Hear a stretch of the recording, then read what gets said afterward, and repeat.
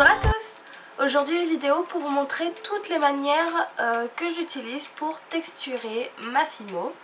Donc si cette vidéo vous intéresse, je vous invite à continuer la vidéo. On va commencer par voir le matériel.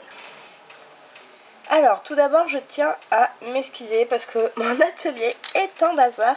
Voilà, tout ça là on n'y prête pas attention, je suis en train de préparer une commande et du coup voilà, c'est un peu en bazar.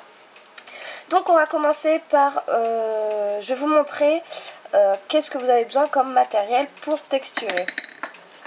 Donc première chose que tout le monde connaît généralement, ce sont les brosses à dents. Voilà, brosse à dents, ou vous pouvez également utiliser des gros pinceaux à poil dur. Généralement les ronds ils sont pas mal, à poil très dur, qui font le même effet de texture que les brosses à dents. Bon, moi j'en ai pas. Ensuite, vous pouvez utiliser pour texturer du papier de ponçage à gros grains de préférence. Si vous prenez à petits grains, ça ne donnera pas le même effet. Voilà.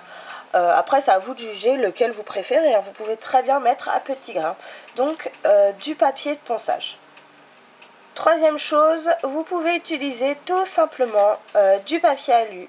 Vous en faites une petite boule et pour texturer, c'est pas mal. Voilà, ça donne encore un autre effet.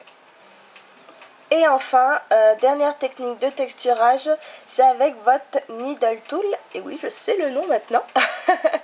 Donc le needle tool, donc c'est cet objet pointu ou les cure-dents. Si vous n'avez pas de needle tool, vous pouvez utiliser un cure-dent. Et il va servir à texturer en creusant en fait votre pâte. On l'utilise généralement pour faire l'intérieur des gâteaux, texturer l'intérieur des gâteaux, ou alors faire la petite collerette des macarons. Voilà. Donc nous allons voir maintenant, en utilisation, quel effet rend chaque outil. Sauf pour le needle tool. Alors pour la première technique, donc qui va être avec les brosses à dents,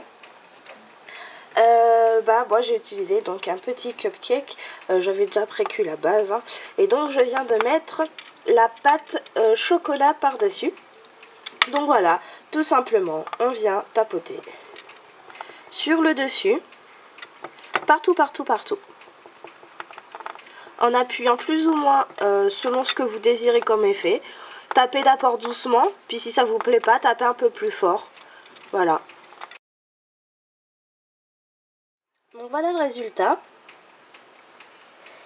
Alors vous allez peut-être pas très bien voir parce que la macro, j'ai pas mon appareil de d'habitude, hein, j'ai toujours pas récupéré mon caméscope et je filme toujours avec l'appareil photo. Donc j'ai un peu du mal avec cette macro, moi j'aime pas trop. Avec l'autre c'était beaucoup plus simple. Voilà, je fais au mieux pour que vous voyez bien l'effet que donne la brosse à dents. Voilà.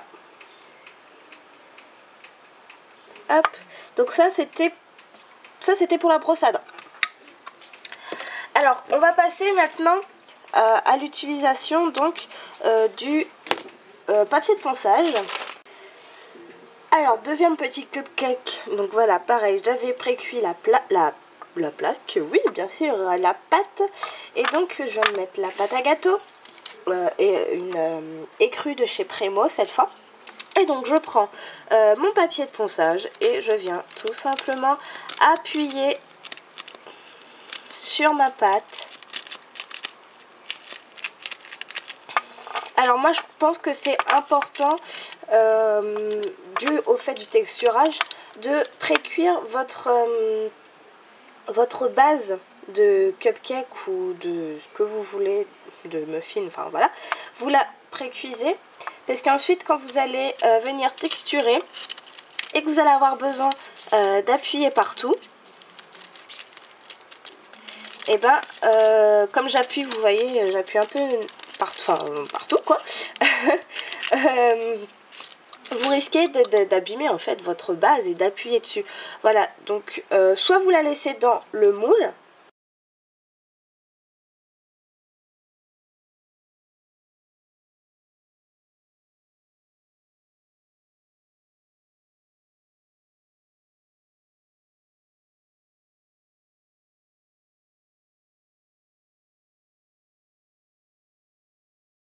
Alors si on reprend chaque technique, la brosse à dents, donc c'était celui au chocolat.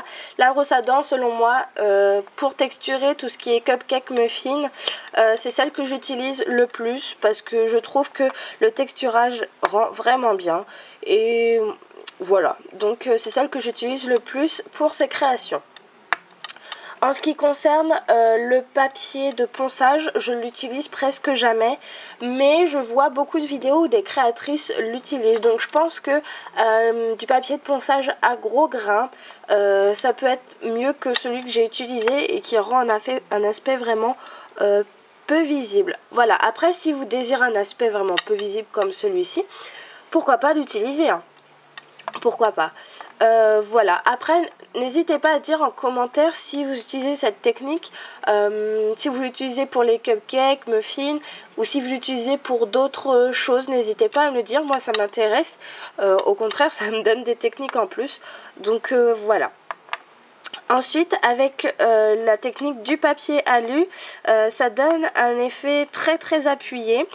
Moi j'aime beaucoup cette technique, mais je l'utilise plus par exemple pour le texturage des cookies, des pains au chocolat, des croissants, vous savez, où on voit vraiment quelque chose de marqué. Voilà, je pourrais aussi l'utiliser pour ce qui est muffin, cupcake, ça rend un autre effet différent, vous voyez, par rapport à celui-ci, un effet pas mal aussi. Voilà, les deux sont bien et ça rend quelque chose de différent. Après, vraiment, comme d'habitude, à vous de juger laquelle des deux techniques vous préférez.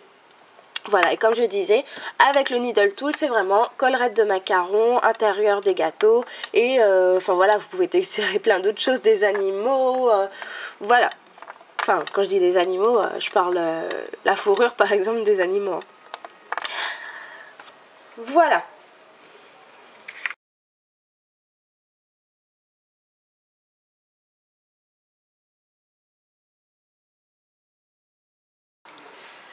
Alors cette vidéo est maintenant terminée, j'espère qu'elle vous aura plu.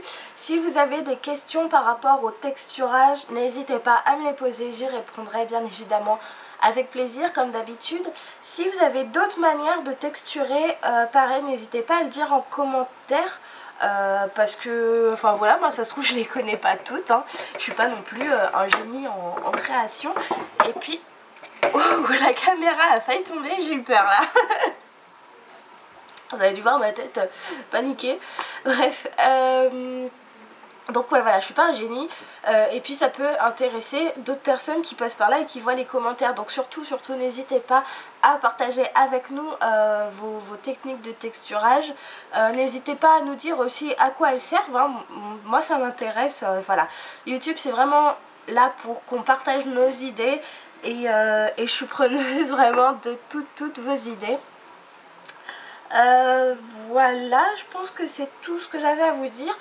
N'hésitez pas aussi à me dire en commentaire quel type de vidéo vous aimeriez que je vous fasse. J'ai déjà commencé à me faire une petite liste, hein, donc j'essaye de la suivre. Voilà, donc des tutos, des techniques, enfin bref, voilà. Si vous avez des idées, n'hésitez pas à me demander et j'essaierai de voir si je peux le faire ou non. Voilà. Concernant le tutoriel pour la base de cupcake, on me l'a demandé. Sachez que moi mes cupcakes je les fais avec des moules en fait. Donc enfin je pense pas que je vous ferai le tutoriel, sachant qu'il existe déjà beaucoup sur YouTube. Après le tutoriel de la base sans moule, honnêtement moi j'ai essayé de la faire et ça rend quelque chose de pas du tout joli. Si jamais je trouve une technique un jour qui rend vraiment quelque chose de joli, j'hésiterai pas à vous la faire partager bien évidemment, mais honnêtement j'utilise des moules, voilà. Bah écoutez, je crois que c'est tout ce que j'avais à vous dire, je parle beaucoup. Oui, je crois que c'est tout. Bah je vous fais des gros bisous. Et puis bah à la prochaine pour une nouvelle vidéo. Ciao!